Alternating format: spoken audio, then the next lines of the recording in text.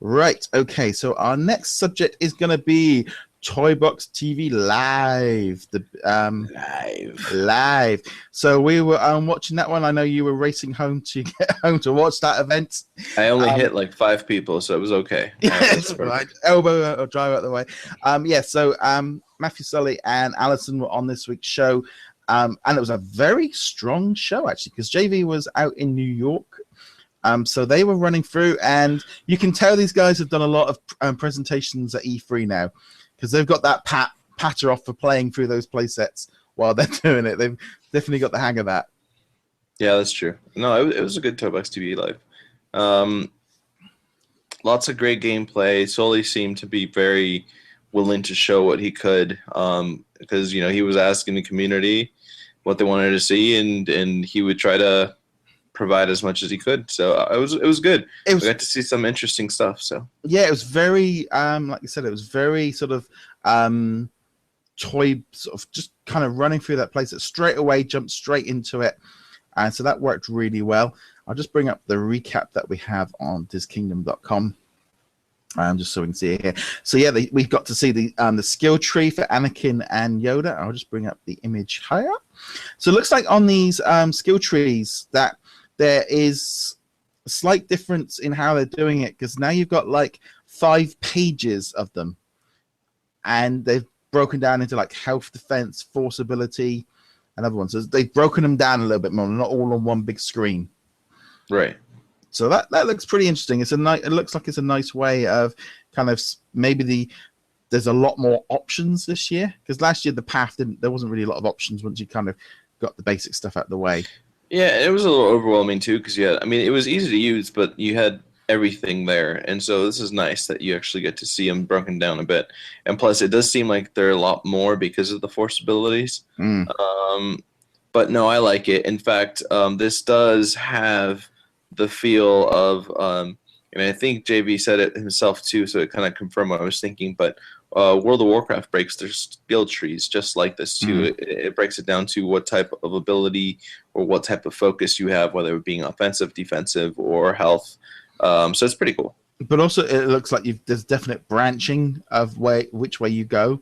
Oh, of course, yeah. That's with any skill tree, yeah. Yeah, but I mean, I found with like the 2.0 ones that like for example, all those health team ups and the team building ones, I never bothered unlocking them because I never really played like that. So they didn't really have. I was like, well, I don't want to have to go around. You had to buy them to get to the one behind it, so it was slightly annoying. But yeah, skill trees are pretty much part of video games now. That you're not going to get away from that. Yeah. Okay, let's just bring that one back up. So that was the first thing. There's also going to be enhancements when they're playing the play sets because, like for example, in the Twilight one, if you don't have the force ability, you can use like a terminal to get around not having a force ability. That looked pretty a good way of them sort of working in around. Because I'm getting the feeling that this thing of bringing all the characters into everything was kind of a last minute decision.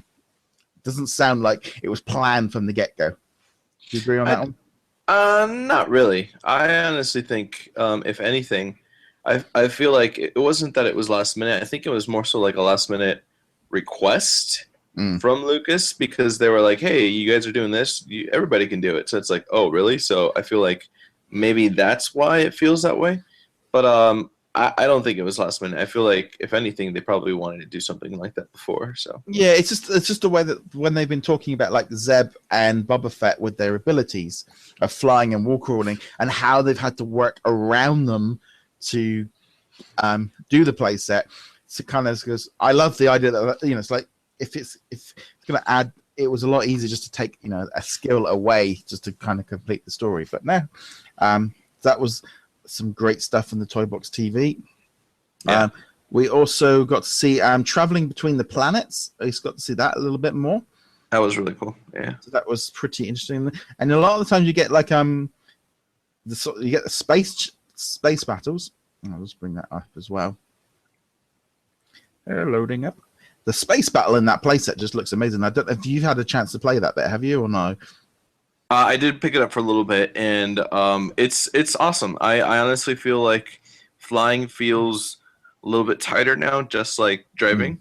But dude, there's nothing like going in space and shooting stuff in an X-wing, and no, it's fun. It's some fun stuff. I didn't get to play it too long though. I honestly was more focused on doing a lot of stuff, but when I had that chance, oh man, it's awesome. That's something that I'm really looking forward to, sitting down and spending countless of hours. Because this is the option as well. You can kind of there's an area that you can jump between each planet, and you choose your planet, and then it flies off to, which I thought was a great way, rather than maybe just it's just probably logistics ways of. I always found with the Pirates of the Caribbean, I get lost with this ship trying to find where I'm supposed to be going. So I like that idea. I like that idea a lot because I spent way too long just floating around trying to get anything. Also, now this is a quick thing I noticed when they had the logo screen up when they were flipping between the playset and the toy box. Whereas they had this loading screen. Hall of Heroes, Hall of Superheroes, Hall of Galactic Heroes. So we can definitely say there's going to be 3 different halls this year. Not a surprise, but I was wondering whether or not we'd see one massive hall, or if now. But it definitely looks like they've got 3 separate halls in there. Yeah, no, that's something that we were already thinking it would happen. It'd be three halls. Yeah. But at least now we can kind of at least see that is good, because they're not going to let us in there. That'll be the last one of probably the last things we'll find out. Yeah, I think the only way we'll see it maybe is in the Toy Box Summit when one of the guys is staying up 24 hours, leaks it. Yeah, I'm sure that'll be locked out. I think so too. I think they're going to be really cautious this year. I'm sure the demos will not have that. Yeah, so there we have the terminal ability there that they can get around. If you use the Force to open this door, you can use that button and you can get around it. So that's cool. I love that idea. Smart just a little thing that changes the whole game for lots of different characters. Right. What else did they say from there? Yeah, we got to see Coruscant and the High Council Room and Jedi temples. And then they jumped into the toy box and really kind of was quite loose with stuff. It was a really locked down version. There wasn't a lot on display in the menus. I don't think I saw hardly anything in the menus that we didn't already know about. Yeah, they didn't have much unlocked, so that's why we didn't see much. No, so they showed off. The power discs. They showed off the Twilights of the Republic. Slave one though. No, they only did the Twilight and the Inside End. Sorry, and the Tomorrowland ones. That's right. The only thing that slightly bugged me, and it's the thing that bugs me with them anyway, there's event discs. I think Matt was trying to charge them up for the whole event. And we never. I don't think we got. We didn't. I don't remember seeing Windu. He was there. We saw him. Did we? I know it was charging and charging and charging, and it was the same with the Tomorrowland one. I don't know if we actually saw them in action because they took so long to charge and things get jumped. Yeah, he showed us both. They eventually happened, but yeah, it just took so long to kind of kick in. The Tomorrowland Skydome looks cool. That's awesome. Very, very good. This is General Grievous's vehicle, which jumps and rolls. Very cool.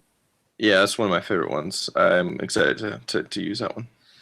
And let's bring up. I'm just trying to see where the one is. Oh, here we go. Here's the Tomorrowland Skydome, which looks great.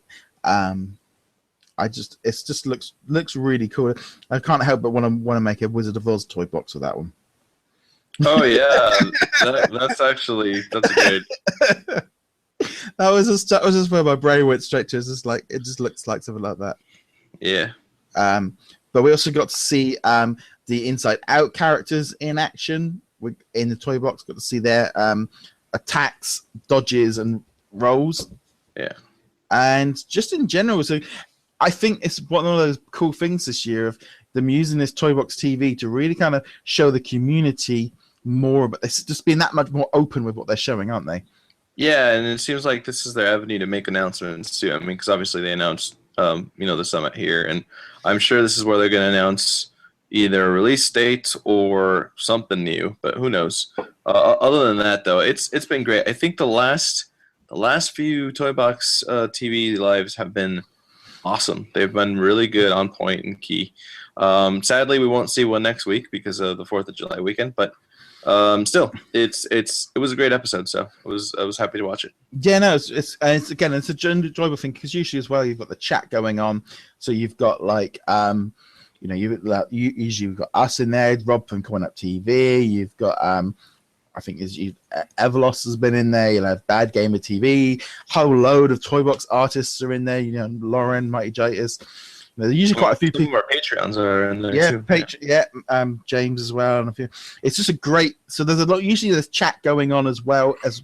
So it's kind of it's very good of an interactive experience. I'm finding. Because I try now to watch it, because it's usually Friday evening for me, watch it live because you can interact, and also it is just a much more fun event to be watching, and you feel like you're sort of part of something a lot more than just those little 10-minute sort of Toy Box TV lives you see on, or Toy Box TVs you see on sort of YouTube. So no, I'm really, really pleased with it. It's been a real good,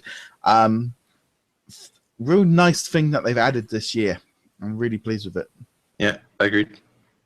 Okay, so let's move on to our next subject. Okay.